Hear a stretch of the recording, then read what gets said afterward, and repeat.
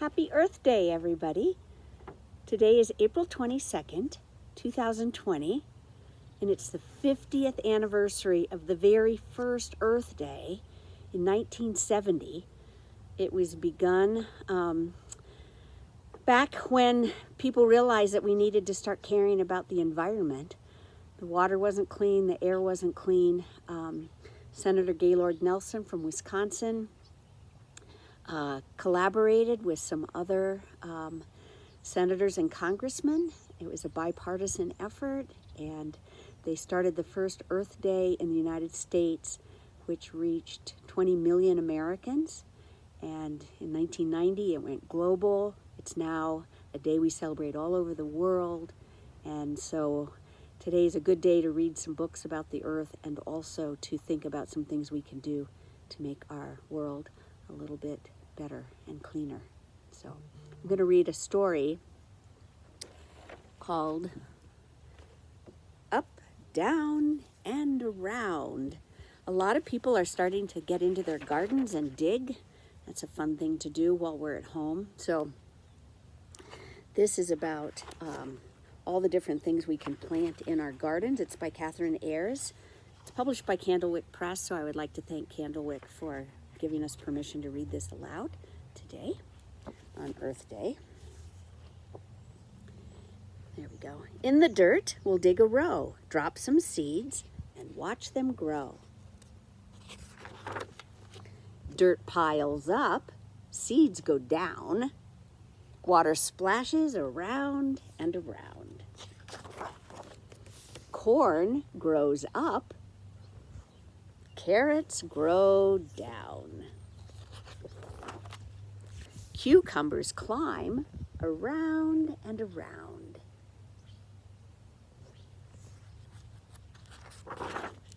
Peppers grow up and potatoes grow down. Pumpkins vine around and around. Broccoli grows up, beets grow down. Green beans wind around and around. Okra grows up, onions grow down. Tomatoes twine around and around. Fresh and tasty, get a bunch, pick some, pull some.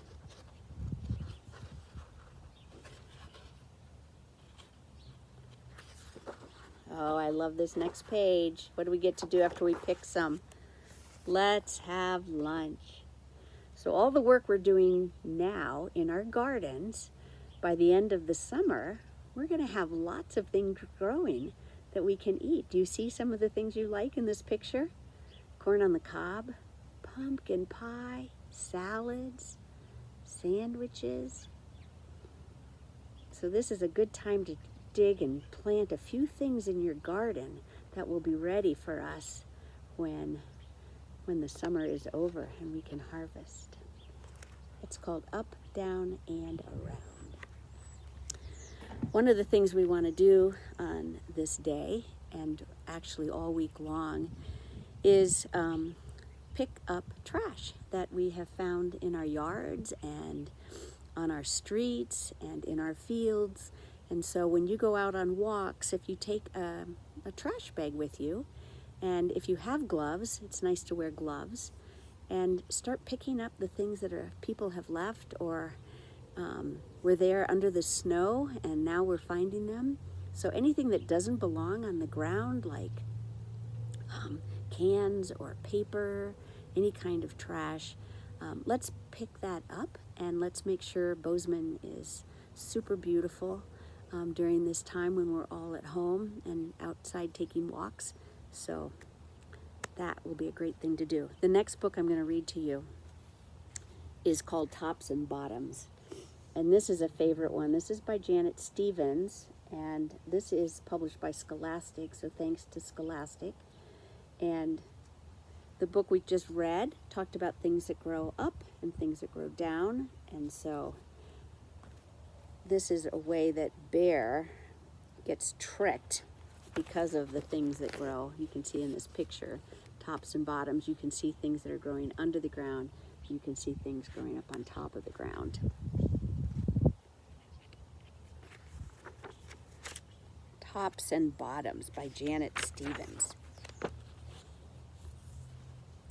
Once upon a time, there lived a very lazy bear who had lots of money and lots of land.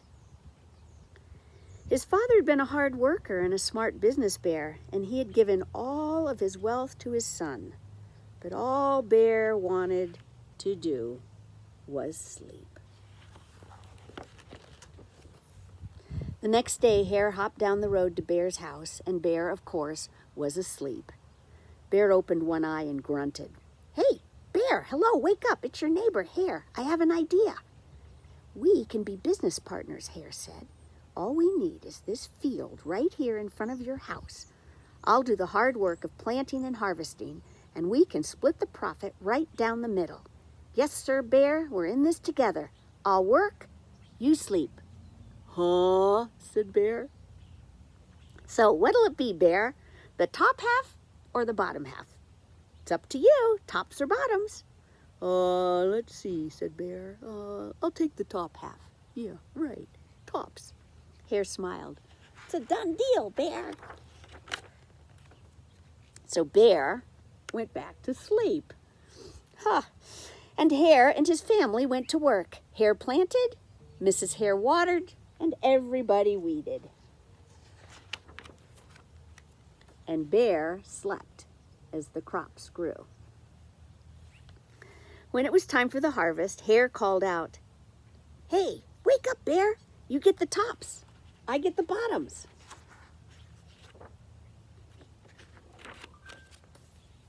All right, there's Bear.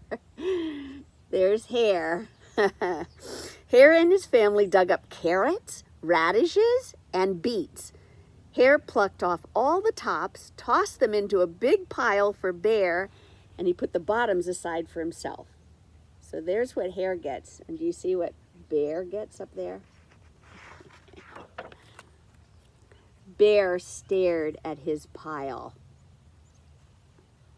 "Wait, Hare, all the best parts are in your pile." "Yeah, well, you chose the tops, Bear," said Hare. "Now, Hare, you've tricked me. You plant this field again, and this time I want the bottoms." Hare agreed. "Okay, it's a done deal." So Bear went back to sleep, and Hare and his family went to work. And they watered, and they planted, and they weeded. And look at Bear. Bear slept as the crops grew. When it was time for the harvest, Hare called out, "Hey, wake up, Bear. You get the bottoms. I get the tops." Hare and his family gathered up lettuce and broccoli and celery, and Hare pulled off the bottoms for Bear, and he put all the tops in his own pile. There's Bear. Look at his pile.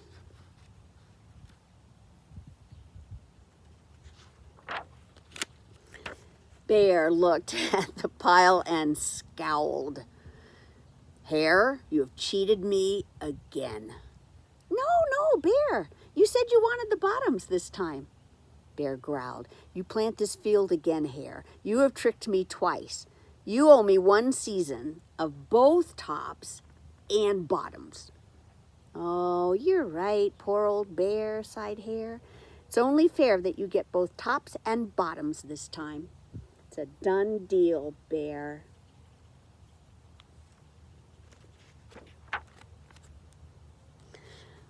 So Bear went back to sleep.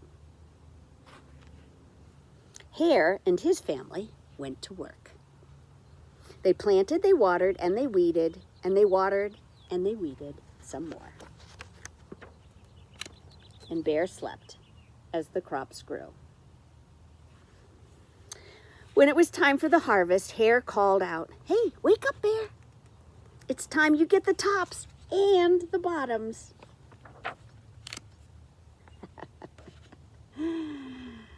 There, in front of Bear's house, lay a high field of corn. Hare and his family yanked up every corn stalk.